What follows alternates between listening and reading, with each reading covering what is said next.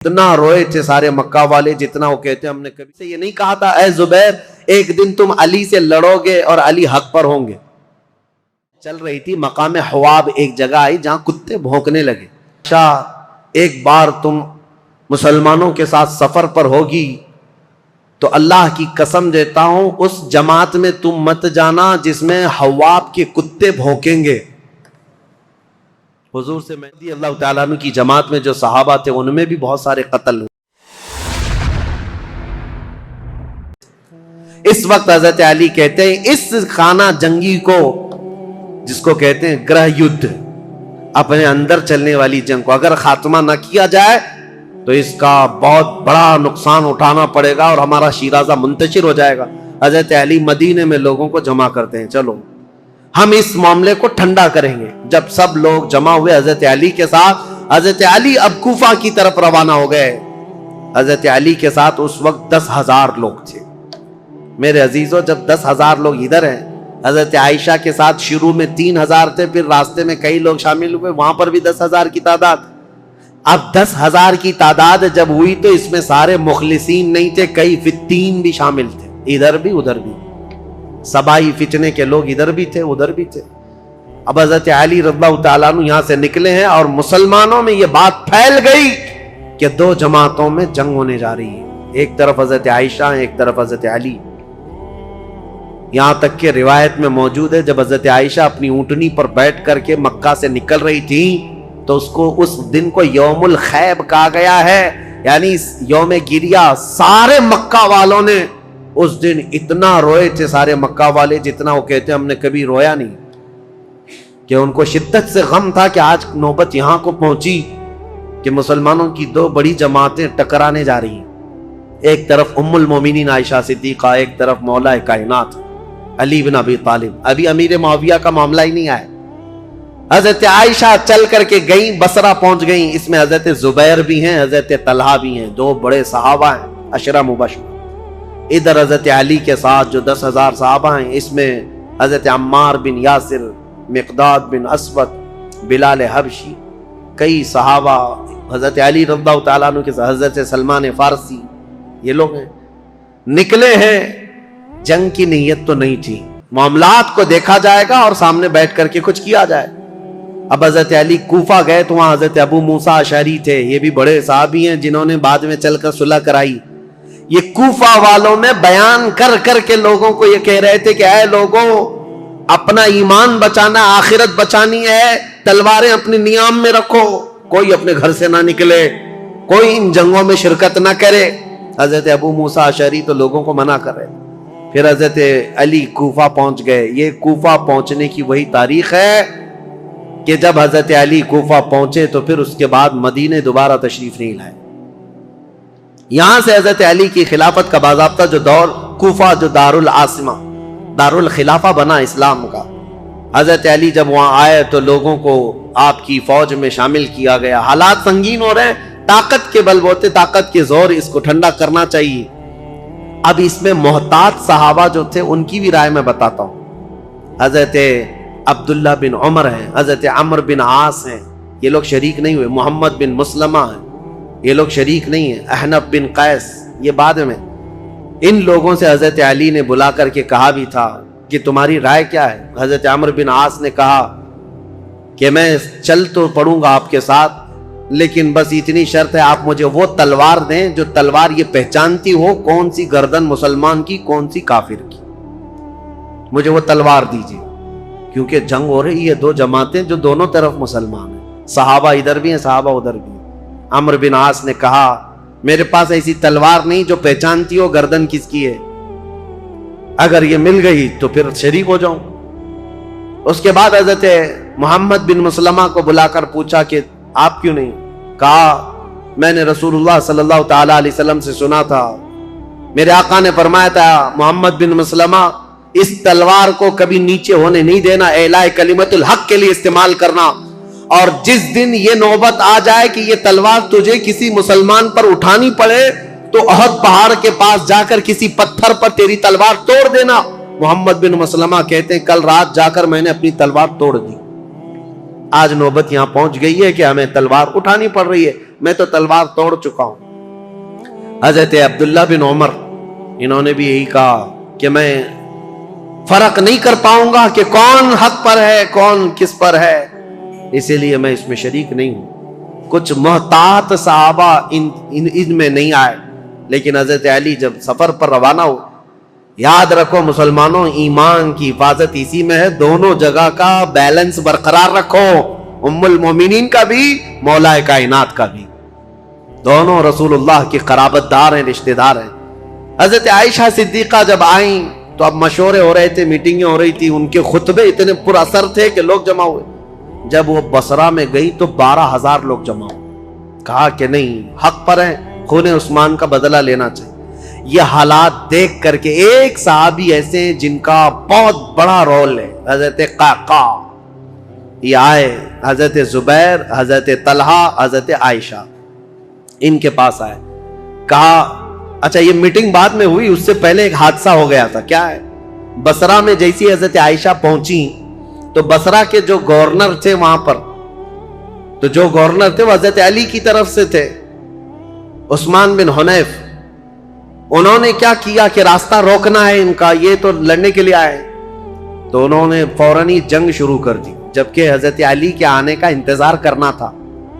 تو عثمان بن حنیف نے لوگوں کو اتار دیا، اور جنگ جیسی خالی راستہ روکنے کے لیے شروع ہوئی تھی، اس میں 700 لوگ مارے گئے بصرہ کے۔ اب ظاہر سی بات ہے، جب بصرہ میں اتنا بڑا قتل ہو گیا تو جو 12,000 لوگ تھے ان میں سے 6,000 لوگ پھر گئے، کہا یہ تو اپنے ہی لوگوں کا قتل ہو رہا ہے، یہاں اپنے ہی لوگ مر رہے ہیں۔ تو 6,000 لوگ جب چھوڑ دیے تو حضرت عائشہ کے پاس رات میں حضرت قعقاع آئے، حضرت عائشہ تھی، حضرت زبیر، حضرت طلحہ، یہ تینوں بڑے لوگ بیٹھے تھے۔ حضرت قعقاع آئے اور کہا دیکھیں کیا حالات بدلتے ہوئے یہاں تک نہیں پہنچے، آپ لوگ تو نکلے تھے عثمان بن عفان کے قتل کا بدلہ لینے کے لیے، لیکن مسئلہ یہاں تک پہنچ گیا کہ جو گورنر بصرہ کے ہیں انہوں نے راستہ روکا، اور ان کے راستہ روکنے کی وجہ سے جو جنگ ہوئی اس میں 700 لوگ مارے گئے۔ اب ان 700 لوگوں کے مارے جانے کا بدلہ اب کس سے لیا جائے گا؟ ان کا قصاص کس سے لیا جائے گا؟ اب آپ کے ایک ایک فوجی سے وہ قصاص لینا پڑے گا، اتنے مر گئے، تو ڈائیورٹ ہو جائے گا مسئلہ، کہاں آپ کس کام کے لیے نکلے تھے اور کس کام میں آ گئے۔ کل کو اگر گورنر بصرہ کے عثمان بن حنیف کا قتل ہوتا ہے تو پھر یہ مطالبہ بدل جائے گا، اب آپ کے بارے میں بھی لوگ یہ کہیں گے تم تو نکلے تھے عثمان بن عفان کے قتل کا بدلہ لینے کے لیے، لیکن تم نے اپنے ہاتھوں سے بصرہ کے گورنر کا قتل کیا، اب ان کا قصاص ہم آپ سے لیں گے، بات تو برابر ہو جائے گی۔ حضرت قعقاع کی یہ باتیں اتنی اثر کر گئیں، حضرت عائشہ نے کہا قعقاع جو کہتے ہیں بالکل سچ ہے، ہمیں جنگ نہیں کرنی چاہیے، ہمیں جنگ نہیں کرنی چاہیے۔ حضرت زبیر، حضرت طلحہ کے پاس بھی وہ آئے، اسی طرح کی تقریر کی، تینوں نے کہا حضرت علی سے ہماری ذاتی کوئی دشمنی نہیں، صرف اسلام کے اس پلر کو کوئی ہلا نہ پائے اس لیے ہمارا یہ مطالبہ تھا، لیکن آپ کی بات صحیح ہے کہ اب یہ جنگ چھڑ جائے تو اپنوں کا قتل بہت زیادہ ہوگا۔ تو حضرت قعقاع سے ان تینوں نے کہا جو باتیں آپ نے ہم سے کی ہیں یہی باتیں علی بن ابی طالب سے بھی کرو، اگر وہ بھی راضی ہیں یہ مصالحت کے لیے تو جنگ کی ضرورت ہی نہیں۔ تو حضرت قعقاع سیدھے کوفہ گئے حضرت علی کے پاس، یہی ساری باتیں حضرت علی کے پاس انہوں نے رکھا، کہا ایسے حالات ہیں۔ حضرت علی نے گرین سگنل دے دیا اور کہا ہم بھی جنگ کے لیے نہیں آئے، قعقاع جو تم باتیں کر رہے ہو ہم بیٹھیں گے، زبیر اور طلحہ میرے بھائی ہیں، ہم مصالحت کے لیے جائیں گے۔ حضرت علی جب آئے بصرہ تو یہ دونوں جماعتیں، حضرت عائشہ کی جماعت ہے، حضرت علی بن ابی طالب کی، سنو توجہ سے، اب اصل مسئلہ شروع ہوتا ہے۔ رات کو میٹنگیں ہوئی مصالحت کے لیے، حضرت قعقاع کبھی ادھر گئے کبھی ادھر گئے، دونوں نے رات میں ایگریمنٹ بھی لکھ لیا۔ حضرت زبیر خود چل کر کے حضرت علی کے پاس آئے، حضرت علی سے گفتگو کرنے سے پہلے ہی حضرت علی نے ان سے پوچھا اے زبیر تمہیں یاد ہے رسول اللہ صلی اللہ علیہ وسلم نے ایک مرتبہ میں بھی تھا اور تم بھی تھے، سنو حضرت علی حدیث سنا رہے ہیں، حضرت زبیر کو یاد دلا رہے ہیں، کہا میں بھی تھا تم بھی تھے، رسول اللہ نے تم سے یہ نہیں کہا تھا اے زبیر ایک دن تم علی سے لڑو گے اور علی حق پر ہوں گے، ایک دن تم علی سے لڑو گے اور علی حق پر ہوں گے۔ تو حضرت زبیر نے کہا سچ کہا علی تو نے، میں نے رسول اللہ سے سنا تھا۔ کہا حضرت زبیر اسی دن وہاں سے کہتے میں لڑنا نہیں چاہتا تم سے، نکل گئے۔ جیسے ہی حضرت زبیر گئے، حضرت طلحہ نے پوچھا ان سے کیا بات ہے؟ حضرت زبیر نے کہا علی نے مجھے وہ حدیث یاد دلائی جو رسول اللہ نے میری زندگی میں کہا تھا، علی حق پر ہے، علی حق پر ہے۔ حضرت زبیر چل پڑے تو حضرت طلحہ نے کہا اے زبیر میں بھی اس فعل پر، اس کام پر نادم ہوں، شرمندہ ہوں، میں بھی نکل چلتا ہوں۔ یہ رات کی خبر جو ہو رہی تھی حضرت عائشہ رضی اللہ تعالیٰ عنہا کے پاس پہنچی تھی۔ حضرت عائشہ کے ساتھ ایک معاملہ ہوا تھا راستے میں، وہ بھی میں تاریخ میں ہے، میں آپ کو بتاتا ہوں۔ جب حضرت عائشہ کی یہ فوج چل رہی تھی، مقام حواب ایک جگہ آئی جہاں کتے بھونکنے لگے۔ حضرت عائشہ نے فوراً اونٹنی کو کھڑا کر دیا اور پوچھا یہ اس جگہ کا نام کیا ہے؟ لوگوں نے کہا مقام حواب۔ تو ڈر گئی، کپ کپی آ گئی جسم میں۔ کہا ماں عائشہ صدیقہ کیا ہوا کیا؟ کہا میں نے رسول اللہ سے ایک حدیث سنی تھی، میرے آقا نے فرمایا اے عائشہ ایک بار تم مسلمانوں کے ساتھ سفر پر ہوگی تو اللہ کی قسم دیتا ہوں اس جماعت میں تم مت جانا جس میں حواب کے کتے بھونکیں گے۔ حضور سے میں نے سنا تھا حواب کے کتے بھونکیں گے جس جماعت میں، اس جماعت میں جانا مت۔ حضرت عائشہ نے کہا کہ اگر یہاں حواب کا مقام ہے تو کتے بھونک رہے ہیں اور میں نہیں چاہتی کہ اس جماعت میں ہوں۔ یہ بصرہ آنے سے پہلے کی بات ہے، لیکن کیا بتائیں جماعت میں فتنہ انگیزی کرنے والے جو سبائی لوگ تھے ان میں 40 لوگ ایسے آئے جنہوں نے اللہ رسول کی قسم اٹھائی، قرآن کی قسم اٹھا کر کہا یہ حواب کا مقام ہے ہی نہیں، حواب ہے نہیں، یہ دوسری جگہ ہے، یہاں کے کتے روز بھونکتے رہتے۔ حضرت عائشہ کو حلف لے کر کے انہوں نے کہا یہ حواب کا مقام نہیں ہے۔ تب حضرت عائشہ پھر چل پڑی جبکہ وہ مقام حواب ہی تھا۔ حضرت عائشہ جب بصرہ پہنچی تو اب حالات جو مصالحت کے ہو رہے تھے، رات کو ایگریمنٹ لکھ دیا گیا، لیکن جیسے ہی یہ سبائی 3 لوگوں کو پتا چلا دونوں جماعتوں میں صلح ہو رہی ہے تو دونوں جماعتوں میں صلح کی بات سن کر یہ سبائی لوگ جتنے جنگ میں شریک تھے سب کے سب بھڑک اٹھے اور کہا ہم یہاں تک صلح کرنے آئے ہیں، ہم تو ایک دوسرے کی گردن مارنے آئے ہیں، اگر یہ بڑے لوگ صلح کر رہے ہیں تو ہم تو نہیں صلح کریں گے۔ یہ فتنہ اٹھایا گیا اور صبح ہوتے ہی حضرت زبیر جا رہے تھے، اپنا سامان لے کر اس میدان سے نکل رہے تھے، ایک سبائی شخص آیا اور حضرت زبیر کو پیچھے سے نیزہ مار کر شہید کر دیا۔ رسول اللہ صلی اللہ علیہ وسلم کے بھائی، پھپھیرے بھائی، عشرہ مبشرہ میں سے حضرت زبیر جیسے ہی شہید ہوئے، حضرت طلحہ دوڑتے ہوئے آئے کہ ظالم جماعت نے حضرت زبیر کو مار دیا ہے، رسول اللہ کے اس صحابی کا قتل ہوا، یہ پہلا قتل ہوا ہے۔ جیسی حضرت طلحہ ان کی لاش کے پاس دوڑتے ہوئے آئے، ان سبائیوں نے حضرت طلحہ کی بھی گردن مار دی۔ 2 عشرہ مبشرہ میں سے صحابہ تھے، قتل ہو گئے۔ اب ہوا یہ کہ جیسے ہی حضرت زبیر اور حضرت طلحہ شہید ہوئے تو یہ جو جماعت آئی تھی ان سب میں یہ اعلان ہوا کہ حضرت علی کے ساتھ جو جماعت آئی ہے انہوں نے وعدہ خلافی کی ہے، رات کو صلح کیا اور صبح قتل کیا ہے، اس اعتبار سے جنگ شروع ہو گئی۔ ادھر سے جو حضرت عائشہ کے ساتھ لوگ آئے تھے وہ جنگ میں کود پڑے اور ادھر سے جو تھے وہ بھی جنگ میں کود پڑے۔ یہ گھمسان کی جنگ چلتی رہی، اتنی سخت جنگ تھی، اتنی سخت جنگ تھی کہ ایک دن کے اندر 12,000 مسلمان قتل ہوئے۔ بہت سخت قسم کی یہ تاریخ ہے، یہ مجھے بتانا اس لیے بھی ضروری ہے کہ کوئی اٹھ پٹانگ تمہارے دلوں میں نہ ڈال دے۔ ہوا کیا تھا حقیقت یہ میں بتا رہا ہوں، لیکن حضرت عائشہ رضی اللہ تعالیٰ عنہ اب بات کرنا چاہ رہی ہیں حضرت علی سے، اور حضرت علی عائشہ سے بات کرنا چاہ رہے ہیں۔ بیچ میں راستہ ایسا جنگ کا گھمسان چھڑا ہوا ہے کہ نہ ایک دوسرے سے بات کرنے کا موقع مل رہا ہے، یہاں تک کہ حضرت عائشہ کا اونٹ جس پر وہ بیٹھی ہوئی تھی، اس کا نام ہی جنگ جمل ہے، جمل عربی میں اونٹ کو کہتے ہیں، نام ہی جنگ کا جمل رکھ دیا گیا کیونکہ اونٹ پر ایک جھوپڑی لگائی جاتی تھی کجاوا، اس میں حضرت عائشہ بیٹھی ہوئی تھی۔ اس اونٹ پر اتنے حملے کر دیے تھے، اتنے حملے کر دیے ادھر کی جماعت والوں نے کہ حضرت عائشہ کی حفاظت کے لیے جو ادھر موجود تھے وہ عزت قبیلے کے لوگ، ان میں صرف اونٹ کی حفاظت کے لیے 700 لوگ قتل ہو گئے تھے۔ ایک گرتا تھا دوسرا پکڑتا تھا، دوسرا گرتا تھا تیسرا پکڑتا تھا، لیکن ان جان بازوں نے اونٹ کو گرنے نہیں دیا۔ حضرت علی رضی اللہ تعالیٰ عنہ نے پھر حکمت کے ساتھ فرمایا کہ یہ جنگ ختم ہوگی اس وقت جب یہ اونٹ بیٹھے گا، تو اپنی ایک معتمد جماعت کو جو اہل حق تھے ان کو بھیجا کہ جاؤ تم کسی نہ کسی طرح سے اونٹ کو نیچے پیروں کی طرف سے کچھ زخمی کر دو یا کسی طرح اونٹ بیٹھ جائے۔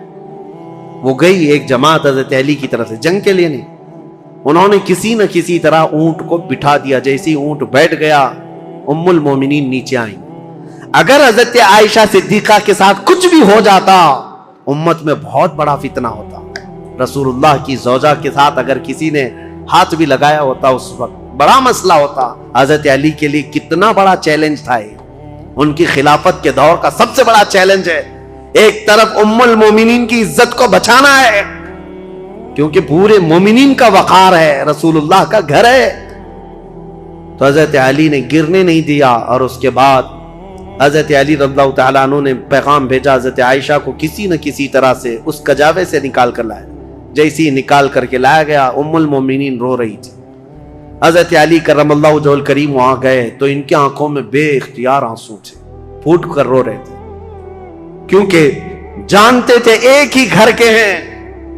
حضرت علی رضی اللہ تعالیٰ عنہ سے سب سے پہلے حضرت عائشہ کھڑی ہوئی، کہا اے علی بن ابی طالب، صرف ایک غلط فہمی کی وجہ سے یہاں تک معاملہ پہنچ گیا۔ حضرت علی نے کہا ماں عائشہ صدیقہ آپ سچ کہتی ہیں کہ غلط فہمی نے یہاں تک پہنچا دیا۔ دونوں کے وہی جملے تھے، دونوں کے وہی جملے تھے۔ حضرت عائشہ کہتی ہے میں ہرگز نہیں چاہتی تھی کہ خون مسلم بہہ جائے، کسی مسلمان کا قتل ہو جائے، لیکن اتنا بڑا معاملہ پیش آیا۔ دونوں یہ عظیم صحابہ، وہ زوجہ ہیں یہ صحابی ہیں داماد ہیں، رونے لگے، اس معاملے پر بہت گریہ وزاری کی۔ اس کے بعد مولا کائنات علی بن ابی طالب بیٹھے ہوئے تھے، ایک شخص آیا حضرت زبیر کے قتل کا پیغام لے کر آیا، کہا حضرت زبیر کو نیزہ مار کر شہید کیا گیا ہے۔ حضرت علی نے کہا سنو رسول اللہ صلی اللہ علیہ وسلم کی حدیث میں اس کو سنا دوں جس نے حضرت زبیر کو قتل کیا۔ میں گواہ ہوں رسول اللہ نے اپنی زندگی میں فرمایا تھا اے علی دیکھنا ایک دن آئے گا میرے اس زبیر کو کچھ لوگ بے گناہ قتل کر دیں گے، اور علی تو اسے بشارت دے دینا کہ وہ شخص اپنی تلوار سمیت ہمیشہ کے لیے دوزخ میں جائے گا۔ حضرت علی نے کہا بشارت ہو تجھ کو ابن صفیہ کا قتل کرنے والے، کیونکہ حضرت زبیر کی ماں کا نام صفیہ تھا جو رسول اللہ کی پھوپھی ہیں، ان کے قتل کرنے والے کو حضرت علی نے جہنم کی بشارت دی۔ اور ادھر حضرت علی کی رضی اللہ تعالیٰ عنہ کی جماعت میں جو صحابہ تھے ان میں بھی بہت سارے قتل ہوئے، لیکن میرے عزیزو یہ غلط فہمی شیطان کی طرف سے ڈالی ہوئی سبائی فتنہ کتنا ڈینجر ہے آپ کو میں بتاؤں۔ اسی لیے کفار و مشرکین سے لڑنا آسان ہے، لیکن جماعت میں موجود غداروں سے اور منافقین سے لڑنا بہت بڑا چیلنج ہے، بہت بڑا چیلنج ہے۔